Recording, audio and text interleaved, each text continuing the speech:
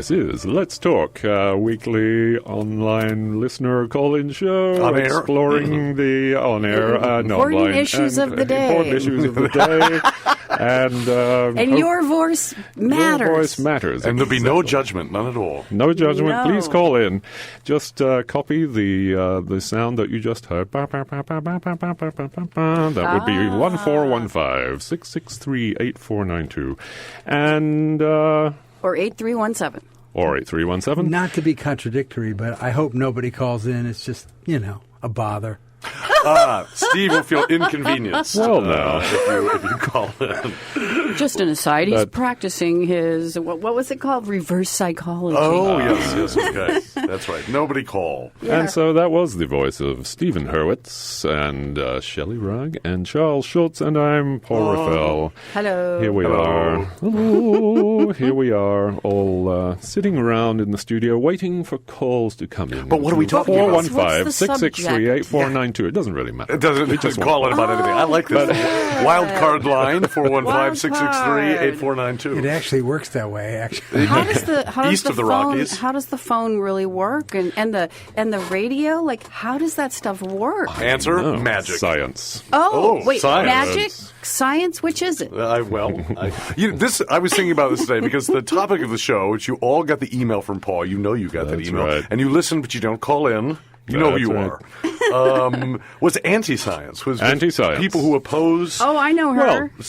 Oh, yes. No, she used to be anti-science. She's in French Patty again. I was just, I'm not sure what happened. Something triggered it. I saw something about, climate change and the EPA, all that. And then I happened to come across the Flat Earth Society website. Came across... Now- Wait, we shouldn't laugh. Not to judge, because, It's science. it could be flat. The only reason we think it's round is that we've been told so by scientists. Right. I see. Well, no, we saw And- the pictures, but then that's fraught too, right? But Pictures exactly. could mean anything. They're all just nowadays- just making it up. We can fake stuff. So that's what the show is about today. It's about how we pick and choose what we believe from science. We all, not all of us, of course, many of us laugh at climate change deniers and are terribly upset by the whole thing. And yet... On our way to Hawaii, we laugh. Yet when the jet is fueling. We also, when someone tells us that certain pesticides are safe, we might go, "Oh, really? Who says so?" And they say scientists, and they go, "Oh, well, they're not. They're paid by corporations." They certainly are. So Right. it's about how we cherry pick our science. Anti-vaxxers, That's a big... A that lot was of probably people who are laughing at climate change deniers are also anti-vaccination people. Please give us a call. But that was our biggest show, I think. It was our biggest call-in show. yeah. It got put out on the web, and we got calls from all over the country on that one. Do give us a call and explain how your scientific filter works. What do you believe? What don't you believe? I think we've recreated the conditions of like what we'd call the Dark Ages or the early Middle Ages, in which we are totally dependent on technology. We cannot understand. We don't know how it works. We don't, as you said, how does the radio? How does this work? How does your car work? How's the computer, the cell phone? So we've sort of Take it for granted, yeah. Well, we've remystified the world. We're like little children that live in this world of magic. Basically, we don't know. We don't know exactly. how these. We're dependent on it. We need it. We can't survive without it. But we have no idea what it is. Well, and so we are dependent on people who call themselves scientists to tell us what the truth is. And I certainly don't believe all scientists. I think, Dillman's been lying about how this radio station works. I want to call him out now on the air. Well, Richard? Well, there's so much... He'll just say it's magic. There's so much spin and disinformation put out for the purposes of creating a situation where we literally do not know what we can believe or not believe. It's a new. Well, I mean, it's like I say, it creates a kind of previous religious age in which the world was filled with angels and demons, and the priest would have to explain the world to you, or some religious text explains the world to you. Yeah. But I mean, we have a sort of relationship to it. We live in this mystical world. What about you? And Stephen? one of the high priests just left his body yesterday. Oh, or the day Stephen before. Hawking. Stephen Hawking. I believe in science. Yeah, I believe all in of it. science. All No, of it, not all of it. I mean, well, there you go. what's interesting is that the medical world or scientists, they come out with a well-researched subject, and then 5 years later, new research, and they've changed their mind completely. So that really does cast doubt. Well, isn't that the nature of scientific inquiry, though? It is. The empirical method. Well, you look at- where you so keep, that lends you itself keep towards trying to integrity. trying to find more and more.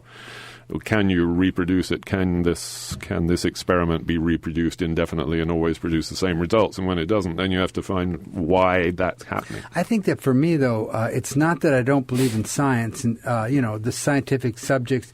It's more like questioning whether who benefits from this information. Am I being manipulated by Sure. this particular dissemination? Well, I mean, the classic would be tobacco, right?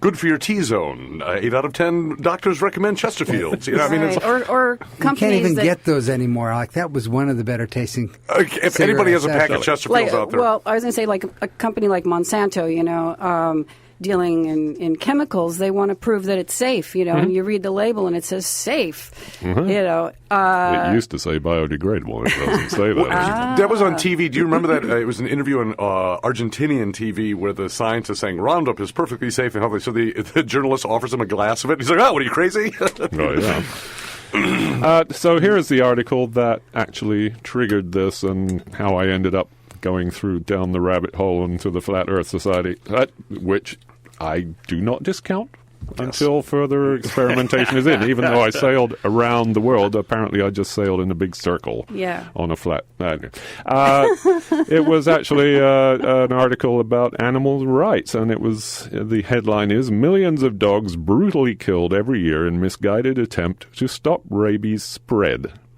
So we're lucky in this country that we've had rabies vaccinations for dogs. Vaccinations.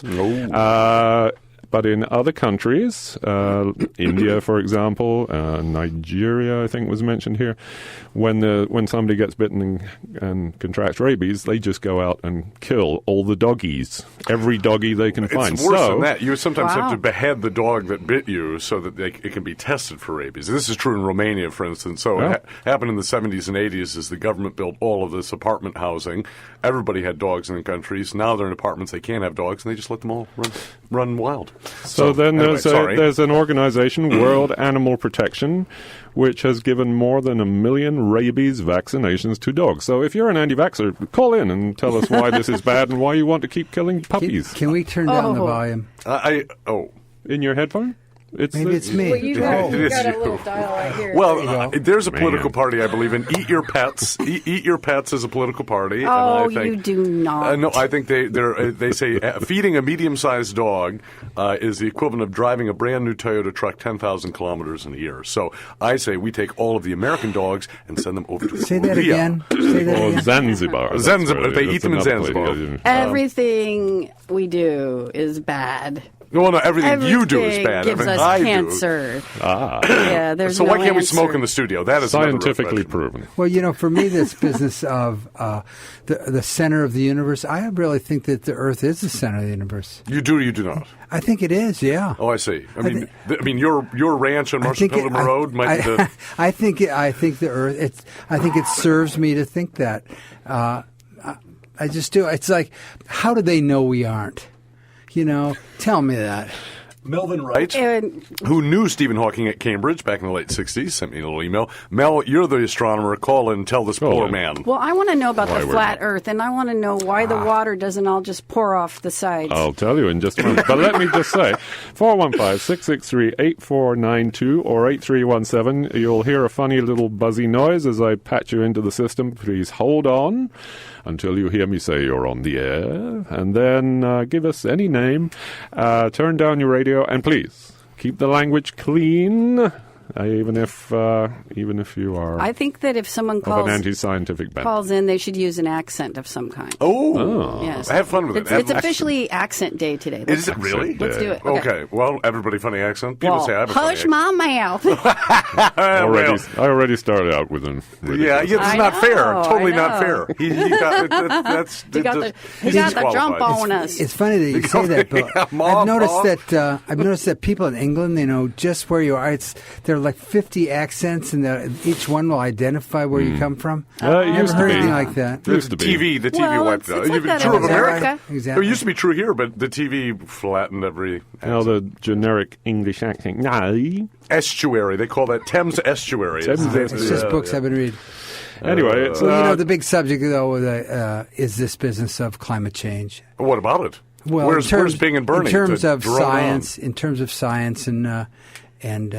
Well, you know, if people were to believe it or believe not. it, we couldn't have a lot of industries that we have now. Yeah, well, We'd have maybe to we don't want change them. a lot of things. I think We'd we. have I to think we change would. a lot It's- of things. The thing is, and a really. people would lose a lot of money. That's right, and the question is, who's going to lose? terrible. Right? Well, I mean, My yeah. heart bleeds. Well, no, I did this in 2010. The first political campaign I worked on in the state of California was Prop 16, 2010, which is PG&E trying to kill what is, Marin Clean Energy and Sonoma Clean Power and all that stuff. And I would encounter people. It was actually at the hotel. What's that hotel in Berkeley? The Claremont, Cockadoo.dd? I know Claremont, yeah. Is that? It's a hotel, big hotel. I'm talking to this young woman there. She said, but my grandmother's pension is dependent on PG&E. I was like, well, tough for your grandmother. She says, gotta go. But it is a question of the oil industry and all of these industries that exist to burn fuel. That they may have to go. No matter what, if we get rid of them or we don't get rid of them, it's going to affect somebody. It is, and it is a question of are we prepared to deal with how that's going to look? Now, the plus side of that is that to replace what fossil fuels do means creating potentially a huge amount of employment and activity, and people can do it. So it's not like, get rid of the coal industry and no one will have a job. And no one will have a job, right? I mean, it's new industry. Yeah, it'll be something new. Better And industry. like all industry, it will be extractive, and it will destroy vast tracts of land somewhere Huge else, tracts of not land. here. You're talking about the lithium Everything. I mean, everything that goes into one of these things. Sure. There's a question of what happened in the 30s All the stuff. was planned obsolescence. You can make an automobile that'll run for 100 years. Why did they only run for 5 years? Well, so they can sell you another one. Right. So we could produce objects that would be functional and last a long, long time, and you could repair them yourself. Do you remember when you Well, used we to be could able make to- them out of plastic, which lasts basically forever. Or ceramic is what I would say. know Throw things away. Somewhere, did any of you guys see this? It's like a shop that you take your broken toaster and they'll teach you how to repair. They'll provide the tools, Nice. and actually work with you and help you repair your stuff. That would be great. Excellent. But again, it's I'd like to work in a shop like that. well, you're going to have to start one, I think. Into Mullis. Extreme North Marshall, I think is what you're referring to. But that, again, is to demystify your relationship to the things that you need to survive. So we live in this religious world. We live in this world where we have no idea how anything works, but we need it. And that would be a world in which the thing that you need is actually something you know how to fix. You're talking about picking and choosing, Yeah. though. Isn't really the subject is what science is useful or not? If we can't use it to support what we're doing, then we don't, it doesn't matter. But if we find information that's scientific and we find this is useful, regardless of whether it's true or not, I think that that's the choice. Well, but you made the point, Stephen. I think you're absolutely right, which was cui bono, right? Who benefits? And I would say Exactly. I have a friend who's doing his PhD in biology at the University of California, Berkeley, and he said, and I think specifically botany, plant biology, or something like that. Said so he's studying the effects of certain insects on walnut trees. Well, why? Because that's what gets funded. He says there's a whole wing of social biology. What is our human relationship to plants and things like that? No funding for that. Nobody goes into it because they know implicitly that stuff doesn't get funded. We want walnuts, though. I think we do, but I'm just saying that when you look at the science that gets produced, well, that's a part of an interest. So we aren't doing lots of research into things that industry doesn't care about. And I mean, the president of Cal, this has got to be 20 years ago now, when they took all this money from BP, he actually got himself quoted saying, "Well, if it wasn't BP, it would have been another big oil company." I mean, that's just the way it is. So the golden age of American science, let's say 1945 to 1975, all state-funded, almost exclusively, and funded by the Defense Department, frankly, which people like Noam Chomsky said. They said, MIT was entirely Defense Department funded. And that's still going on with biotech, right? A little bit, but I think they have huge money coming in from funders, from investors, but a lot of the biotech companies got going with grants. They from do get federal funding initially, Federal funding. and that's an interesting point. Philip Murawski, professor of economics at the University of Notre Dame, he wrote a book called Science Mart, and he's talking about this shift from the government basically directing scientific research, which is why this laptop is in front of me. It's why you have a cell phone. It's why there's satellites in space. All of this was, Defense Department funded research that was happening at MIT and Stanford and Cal, whatever, to one that is commercially driven, which is what's really terrifying, right? Is that to me anyway, for one thing. And also, how can you believe it if it's all about what money is going to be made from it? What FDA approval? Well, right? Do you trust the can FDA? believe it. Yeah, Maybe do you you can trust the believe it FDA? more because people are going to put their money on the line. They're not going to. It may make it more efficacious. Let Is that the right word? let me just share an article with you about that. Let's see. I mean, why would I want to be wrong if I'm going to invest $1 billion in a Here. manufacturing plant? There you go. Theranos. Anyone know about Theranos? Oh, sure. This is on the news today. This is a woman who had a Theranos founder Elizabeth Holmes was yeah. charged with massive fraud by Securities and Exchange Commission. Wow. A downbeat coda to a once high-flying Silicon Valley startup that promised to revolutionize the blood analysis process.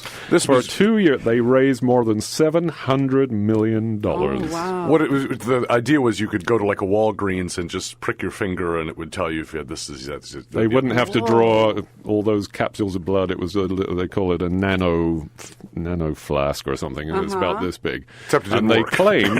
claimed that they had all the machinery and the software, and of course they couldn't divulge any of it, but it was going to break soon. It's like, don't let them behind the wall. I'm like sorry. Bernie Madoff, you're not allowed in the room where he does all his wizardry. She is not allowed to be an officer or director of a public company for 10 years, and she has to return 18.9 million shares she amassed during the fraud and pay $500,000 penalty. Oh, $500,000 bucks, good gracious. deal. She's going to have to cut her vacation short. So she just had this idea. Wouldn't it be cool if? Yes, and exactly. then convinced everybody to invest in this great idea. Yeah. And couldn't make it work, but continued to tell investors that it was working and that they could do it, and they were about to break it. It's about to break. It's about to break. It's about to break. But it seems like on some level so she must have. No she matter must what have I say, thought that there it is would a counter argument. work someday. Yes, Maybe I she think did. that's probably true, Stephen. And I can depend on Or you. shall I just say, no, it isn't? And I can because this is depend the on you. argument room. Well, the funny thing is that the board of that company was absurd. Henry Kissinger was on the board. George Shultz was on the board. Yeah. New relation, I can happily say. I mean, all these people had no background in Exactly. medical science at all. Right, they just had big names Yeah, and that was it. would command respect. Yeah, I think there's a great Yeah. there's a great culture of dissembling that we live in. We live in a kind of liar's culture that you create a personal brand and you try and say. I mean, it's just we live in this the show. unreality. Hence the show. That's right. What do you believe? Which scientists, however many degrees they might have, who do you believe? I And think what about that's- the scientists that lose their lives? Well, the Marie Curie and her husband. Is that what you're thinking of? Or? You know that I've just heard stories. I don't have any details. Do tell. But scientists who discover some important or possibly dangerous thing, and then they don't want it used in this dangerous way, and the next thing you know, they are gone. Ooh. Well, all the Well, people who worked on the Manhattan Project, right, the nuclear bomb, they all said it was a bad thing after they'd done it. It's so easy, though, to sit around and, talk about how things don't work. I'd like to know what science does. What science do you believe in? Well, exactly. In what The point of the categories? show. Okay, let's talk about how has food, science, for how has example. science helped us? Give us a call, 1-2-415-663-8492. What science do you respect? Well, I think the one of the big problems is that all of a lot of science, certainly medical, obviously medical science, is focused on you as an individual. It doesn't have the social focus or component. So it's, trying to tell you what to eat, what not to eat. Take this pill, don't take that pill. But it's all about you as a private individual. And I think that, that all of the kind of social aspect to, Yes. biology or medicine or whatever is sort of left by the wayside because they're selling products to rich people who are insured and can have all the fancy pills. And many of our neighbors, Tiger Highland, Colian. Tiger Hub. I think I'd probably trust astronomers and people involved in space flight and all that, whether I agree that we need to devote so much time and effort and energy to that program as much as we do. But I would say this is probably not a flat Earth. For example. Well, the moon landing, okay, so the moon landing issue, right? There was the famous moon landing televised piece, and now, fast forward to our time, and the word is, it was staged. It was staged. It was a piece of filmmaking. Stanley Kubrick. That's right. So I think that may have been, the turning point.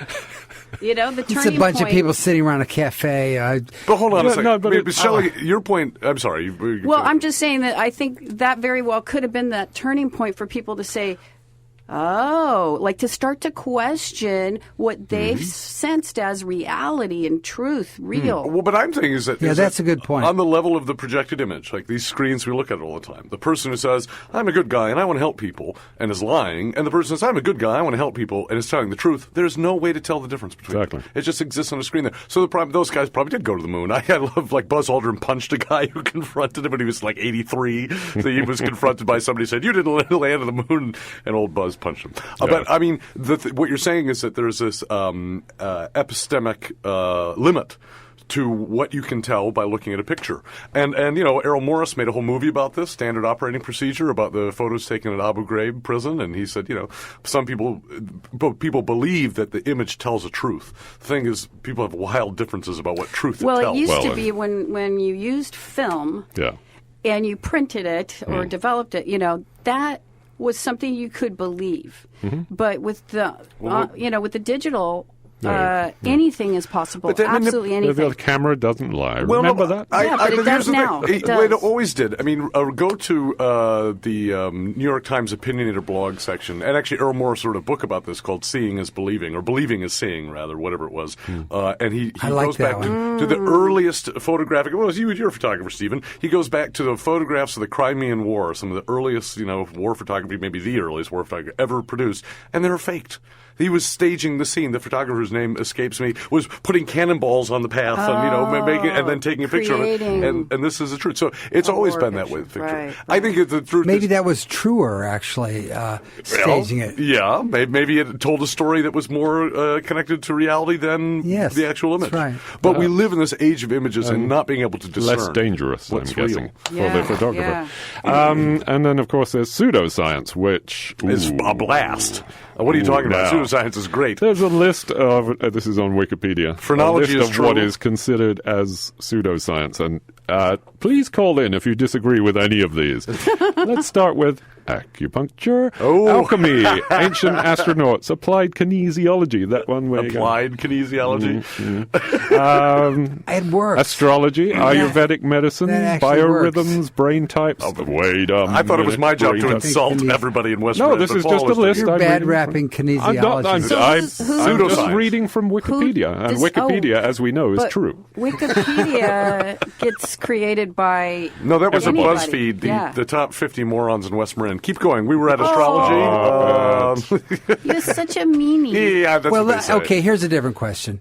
You've got, you have a disease, you have something, and pharmaceutical companies spend $1 billion or whatever to figure out how to save you from that disease or prevent it or whatever. So here's science. It has worked in a sense that they spent $1 billion just so that you could benefit and millions of other people.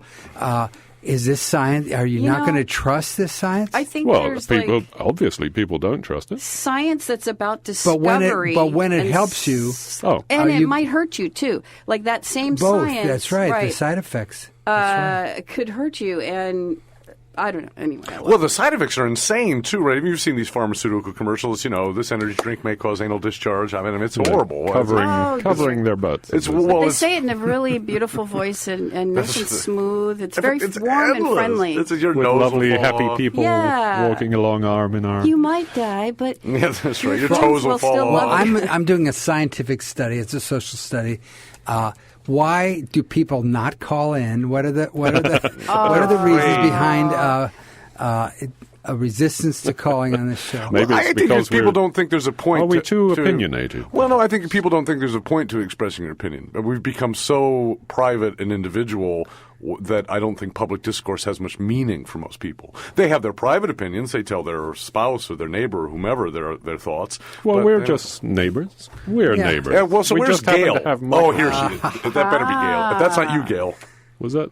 Oh, was I it think ringing? so. Yeah, I think so. Yeah. Oh, yes. Oh, look. Hello, caller. You're on the air. What's your name, please? And keep it clean. My name is Charles. Charles? Yeah. I like your accent. Oh, we're doing accents today. Okay, give this person a chance. Jeez. Hello. I like to say that I know that all the science is BS and the earth is flat and the moon is fake because it was all done by one man. Okay, that's it. Bye.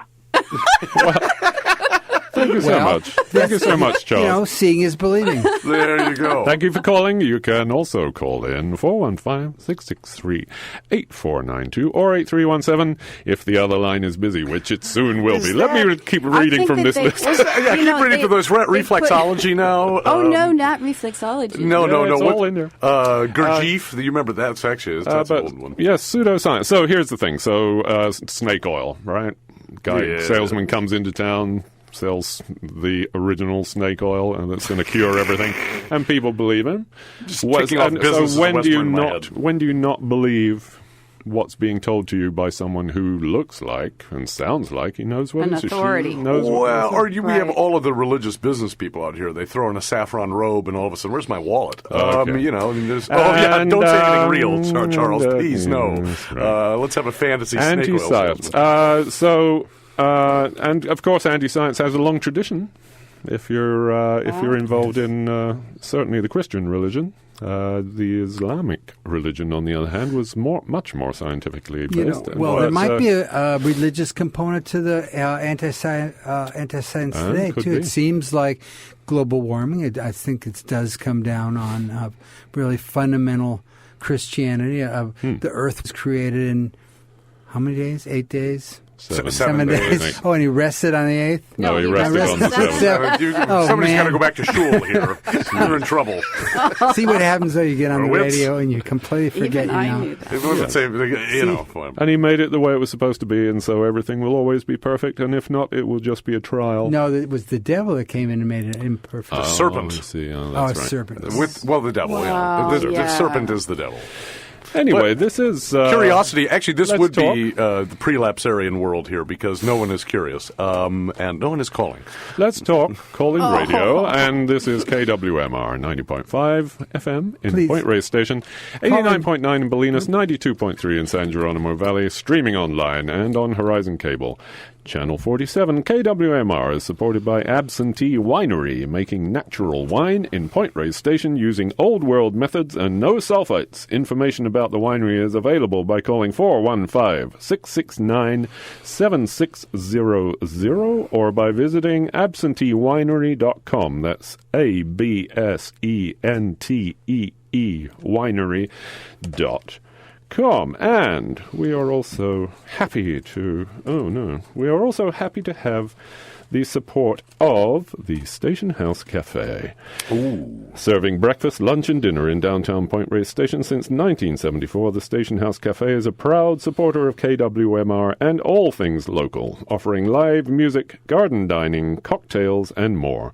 Information and reservations available at 415-663-1515 or online at stationhousecafe.com. And we're also supported by the Marin Agricultural Land Trust. Marin Agricultural Land Trust is a member-supported, non-profit organization working to preserve Marin County farmland. On the web at malt.org. That's MALT.org. Thank you to all our wonderful... And the important announcement for this year at Eat My Heart Out Supper Club be me and April Correa de Bravenel singing duets all evening. And everybody wants to show up. We will be taking requests. We will be taking requests. No, but look at this lineup. We have 3 out of 5 are confirmed. We have David Strathairn, storytellers. This is David Strathairn, the famous actor from San Francisco. Vivian Strauss, a local gal. Mark Buell, Mark Buell from Bolinas. and they're going to be telling stories as Chef Matt Elias prepares courses that will be in some way connected to the stories being told at the Peace Barn in Bolinas. It's a fundraiser for KWMR. It's Eat My Heart Out Supper Have any Club. of you April ever... 28th, 6 p.m. They don't let riffraff like me in there, no. But he's gone. Get your tickets at kwmr.org. And Spring Pledge Drive is coming up, so save your pennies, everybody. Well, Put yes. the pennies aside. And the two save more them people for to be us. announced are me and Ron Taylor in conversation. We're just going to be talking about his experience of it. No, they keep me away from the people that they're trying to get money out of. Don't worry about it. But we should do that. We should really, because Commonweal, that's no fun. Well. So we are talking today. This is Let's Talk Call-In Radio. Stephen Hurwitz, Shelley Rugg, Charles Schultz, and myself, Paul Raffel, talking today, discussing politely and calmly the subject of anti-science. And where are you personally anti-science? In which science don't you believe? And we laugh at flat Earth. You wanted to know what the flat Earth, or what it actually works. I want to know all about the flat Earth because I just can't wrap my brain around it. Tell her, Paul. Come on. Well, Hey, is that science, though? Are you really flat Earth? Mocking Southerners isn't science. It's just good fun. It's become an industry, I see. They there have are more models flat you can Earth buy. people than ever. You How got Earth? merch. Yeah, but some of the things you're describing are more mechanics. I mean, going to the moon, is that science, or is that just... Yes, or it is that Steve. just... I can confirm. Hold on a second. Or is that just the height of mechanical engineering? Well, that would also be known as a Be a science. science as well, yes. Is that right? Well, listen, call in to correct me. Set him straight. 663-8492. It's actually a ploy. I just want people to call in. Yeah. Does any of you actually believe... Flat Earth. Okay, so flat Earth, Yes. it's a disk Explain it to me. floating in space. Some say, The disk. to account for why we all stay on the ground and don't just float off into space, is that it's actually moving through the cosmos, top upward. side up. So it's pushing there's- us holding down, us down to the creating ground. pressure. Okay. So it's a flat disk with all the continents arranged on that flat disk. Like a map. The sun and the moon go around above us, and the sun is only, I think, 3,000 miles away or something. So it only casts The sun's in Massachusetts, basically? It doesn't. It casts a little spotlight on the Earth, and that's why you get day and night, because as it goes around in its circle above us, Interesting. it's casting like a spotlight.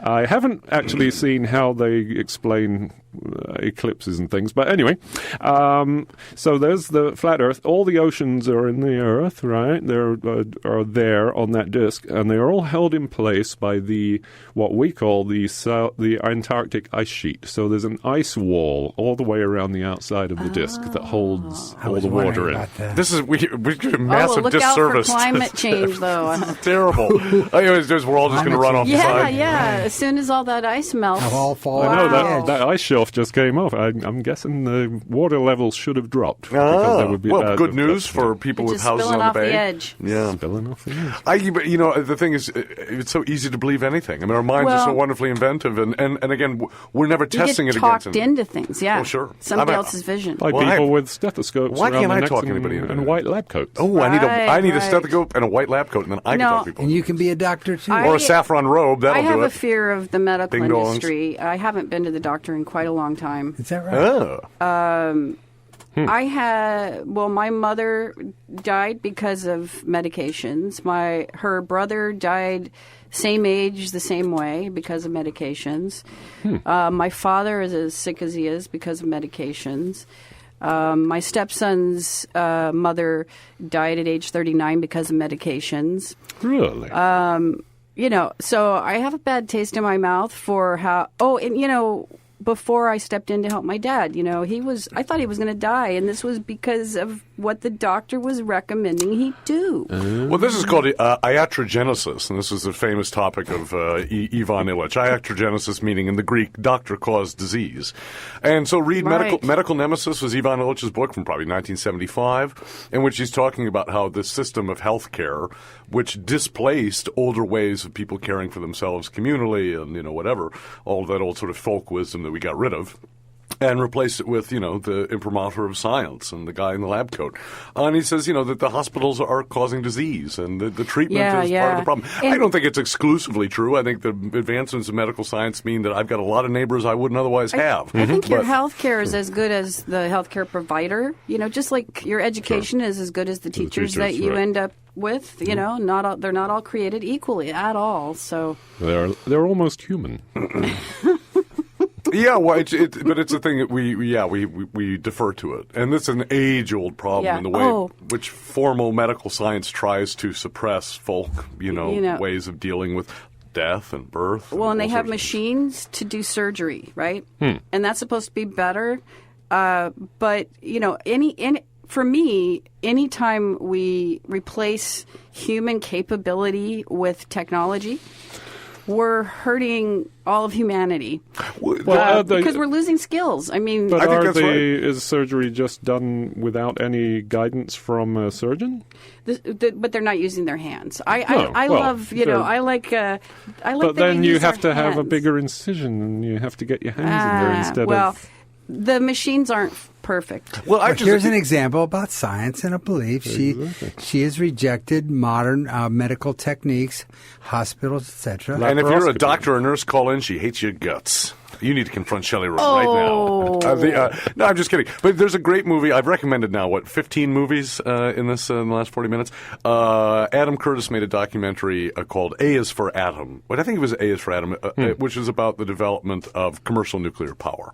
And there are a couple of observations from it. One, Alvin Weinberg, who developed the first commercial nuclear reactor in Oak Ridge, Tennessee, he said, when the Westinghouse and GE was going around the country selling these things to all the utilities, there were maybe 25 people in the world that could intelligently comment upon this technology. And he said that, to have a liberal society, the idea that we get together and discuss how we're going to use resource, what we're going to do. We actually don't have that society, but supposing that's our ideal, that this kind of technology is incompatible with a liberal society. It's incompatible because nobody could at that time discuss it intelligently. They were making decisions purely on the basis of what they're being sold by GE and Westinghouse. Right. Trust. So, sure. Fast forward 20 years, now we're in 1986, and Chernobyl has happened. The people at Chernobyl, right, who were there in the midst of this, were looking at the manual, what to do in case of a meltdown. There were a huge amount of things that have been blacked out and crossed out. They call Moscow and say, what do we do? And the guy on the other end says, look at the things that have been crossed out and do those. So you had gone that the scientists had become mere technicians, didn't understand the machines they were working with and why they even existed. The guy who was the first responder to it, the nuclear scientist who killed himself a year to the day after the Chernobyl disaster. He said, the people who built these were men who stood, in his words, on the shoulders of Tolstoy and Dostoevsky, who had this powerful and beautiful image of how mankind was going to be improved by access to electricity and things like that. He said, 5 generations later, 2 generations later, whatever it was, nobody had any idea what these machines were for or what they were doing. They were just little technicians going around keeping the machine going. And I think that's true, too. I mean, take KWMR, for example, started to popularize Mo and So. Am I right or wrong about that? That was science. We're getting back to science. It was one of the impetuses to create a local radio station. Yes, you couldn't get coverage for the pesticide issue. No, there wasn't enough science. coverage. Because it was just, that's not news.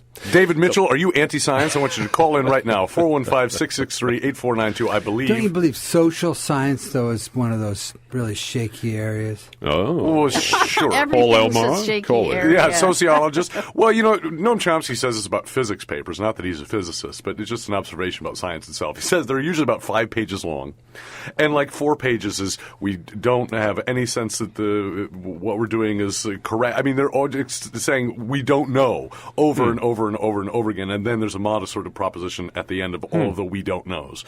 But that's the wonderful thing about the scientific method is that they're supposed to admit what they don't know, and they're supposed to keep investigating and experimenting and proving a hypothesis, turning it into a theory. Oh, it's only a theory. Yeah, right. But I mean, social science does the other thing. Those people all tell you they know absolutely, and they don't write 5-page papers. They write 500-page papers, and it's all about how they know, exactly this or that or the other thing. So, yeah, it's a so-called soft science. Economics being the worst example of it. Well, so our education system is under attack in America. It should be. Now. It's terrible. It is really extraordinarily getting bad. better. I Let's don't put it think that that the kind of change that they're suggesting is going to make it better. Oh, who's suggesting? What changes? Arming teachers? That's insane. But think about how bad things have No, gotten. they- That's plausible. she wants They're to basically, privatize yeah, it. they're trying to dismantle public Sure. education, Yeah, basically. but the problem is public education has failed. I mean, the thing is their argument. But if they get to rid that of it, point is then correct. it eliminates it for people who can't afford private. And the problem is education. public schools are designed to create factory workers. The whole system of public education we imported essentially from don't Okay, even have I factories. agree What are you that the talking system, we don't have any factories. That's Exactly. the problem. That's the Charles, I agree that the system, the education system is broken. But what is going to happen if it's completely privatized and leaves people out? Well, again, this is a problem that people will have to solve community by community. Why does paternalism persist? Because people like it. They want daddy to take care of this kind of thing. And I would say communities need to take control of that system of education. Empower the teachers. Let the teachers hire the administrators. Give them back the kind of authority that those teachers need to be that authority figure, right? Because now it's a whole client-based model. The child is always right and whatever. And the children are insane, their parents are idiots, but the teacher used to have power. I think my uncle grew up basically like a thug in Washington Heights in the 1930s, and they were terrified of their teachers. A little lady. They wouldn't dare. I mean, all they were doing in their free time was fighting and being horrible and whatever. But the teachers were like gods. Not any longer. Teachers are just employees. They're just, whatever. And the whole system is set up just to house children so, everybody can work, Yeah, but I was for pretty impressed Walmart.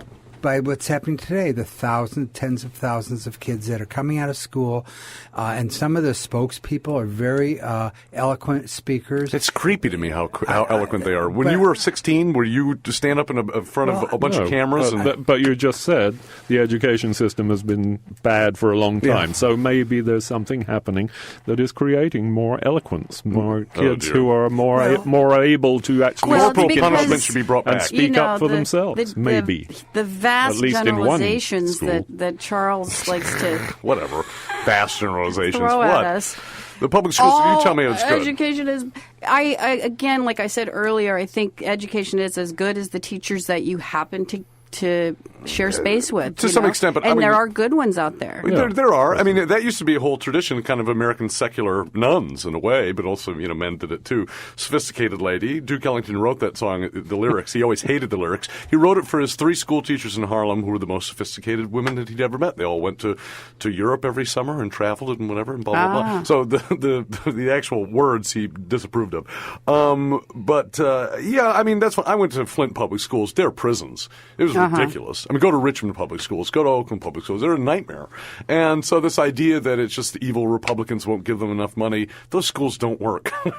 and they haven't worked for a long time. And they're training kids to do things that don't exist anymore, like factory work. Where I spent a lot of my life in Long Beach, as an artist, I got to do some projects in the schools, and I went into just about every elementary school in the city of Long Beach. And,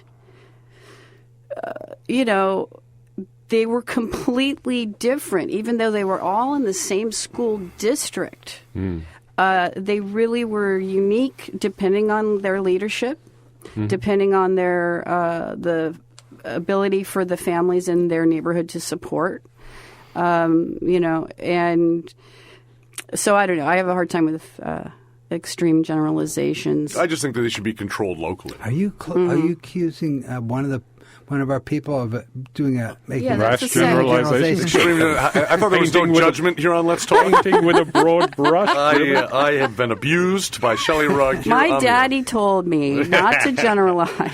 Well, but we speak in Don't make generalizations constantly, right? Here's yeah. one of the great ones we're all talking about now. Women, men. The 2 most ridiculous generalizations I've ever heard. I said it here on the radio. So there is science like all women, to like all show men? the difference between women and men. I think you'll find that women and men are, in fact, different. I think from sexual one another, dimorphism is a and, wonderful thing, but I think when we use those words we're talking about, it's like there are individuals of either sex that I like If you and didn't dislike. exist, Charles, we'd have to invent you. Nobody would have thought of it. They'd be like, no, let's just go to reflex. Speaking of opportunity. inventing, there was an Argentinian, I think, polo player who just cloned 10 of his polo I ponies. saw it in 60 Minutes. It was all about my rich God. people cloning animals, and it was really hard to be like, yeah, ISIS should come here. That guy should get thrown Now off the that's building. science. That's fine. Well, that's interesting, though. If you clone 10 of dogs, will they all turn out the same? No, well, they're all apparently all his polo ponies have different markings. Whether they're the same temperament and have the same ability as the one that died. He and said that's they're why- physically very similar, but just so But the way they perform. How about the way they act and Yeah, the choices exactly. they make? Some of them are jerks, about 50-50. We'll have to try cloning human. Oh, Well, wait. they said in that 60 Minutes thing, they said that's definitely possible. You can clone Sure. humans, which means that's probably already happened. Leave Basically. it up to the course. Chinese. I think they're the ones going to do it. Yeah. Well, you somebody know- will. Some narcissist. Sure, insane, we're going to yeah. do it, of course.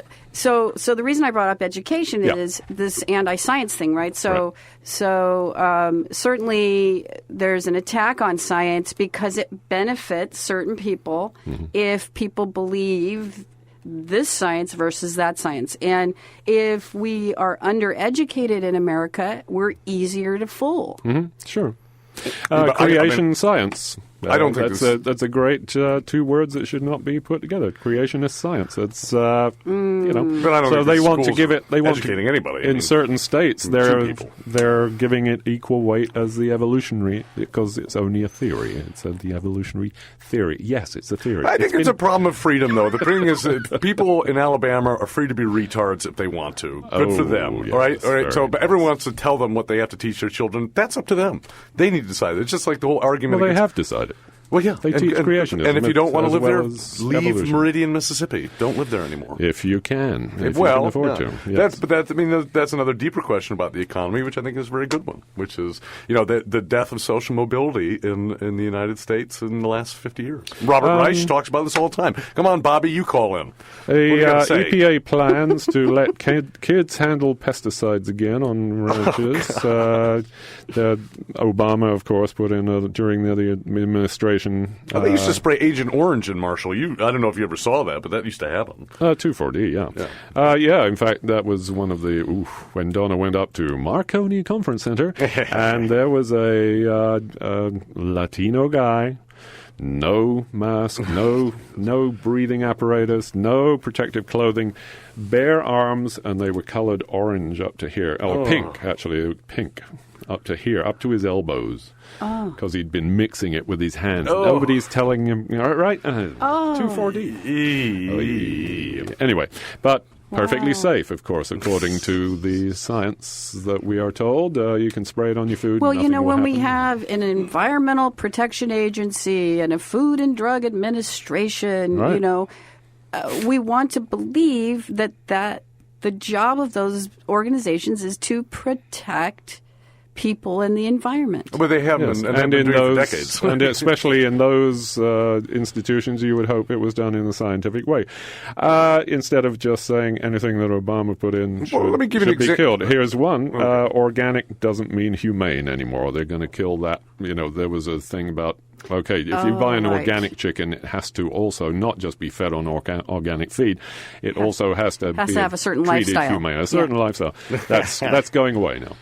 Oh, you don't have to to be humane to your chickens. Now you can anymore, just shove which them all in a which box. is great news for Sonoma County. Oh, boy. I think the Republicans' main agenda is to remove everything Obama did. Yeah, really, of course. that's Obama really- Right. did. Obama didn't they do have anything. they have Bomb no some children. no Stop. agenda of their own. It's just let's get rid of all. I'm not that into other this stuff. religious thing where the Democrats are going to It's- save the world. It's it's okay. not. It does not happen. There was some legislation decades voted this didn't in happen. during Obama's But this has been happening administration. for decades. Gutting the FDA, gutting the USDA. I mean, this has been going on. Read Eric Schlosser's. You don't agree that it's just like massive onslaught right now? It is, just, and I think it's important to be aware of it, but I think that masks this kind of religious devotion to a patriarchal Democratic Party. Just vote for us and we'll come in and everything will be okay. No, You can go to the sleep. What I was two-party system is bad. It's yes, and it's not going to Let's solve just the problem. say, just to get the Democrats. here's a little known fact.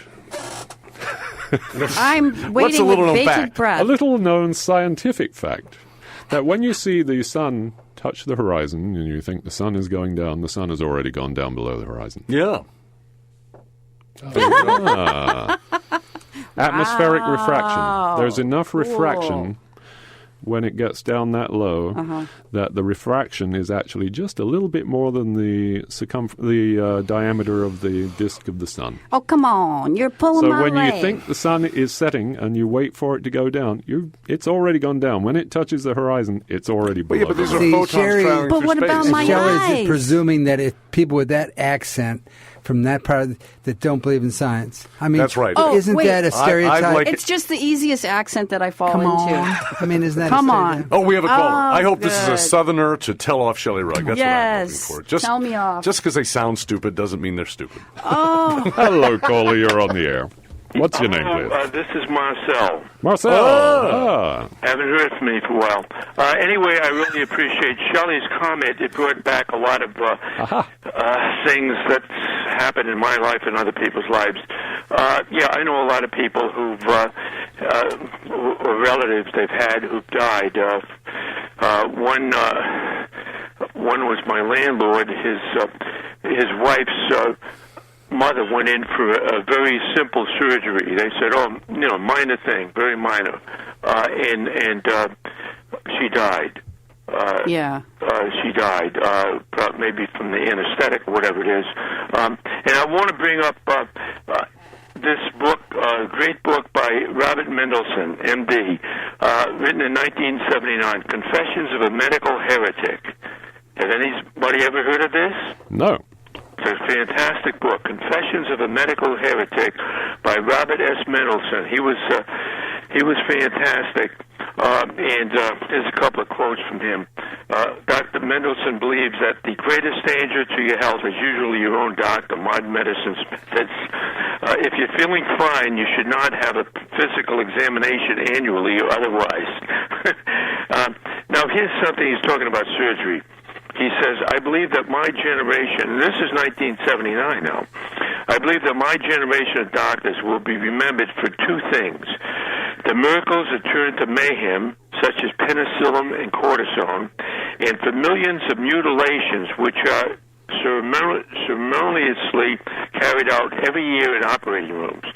Conservative estimates, such as that made by a congressional committee, this is 1979 now, say that about 2.4 million operations performed every year are unnecessary, and that these operations cost $4 billion and 12,000 lives, or 5% of the 250,000 deaths following or during surgery every year.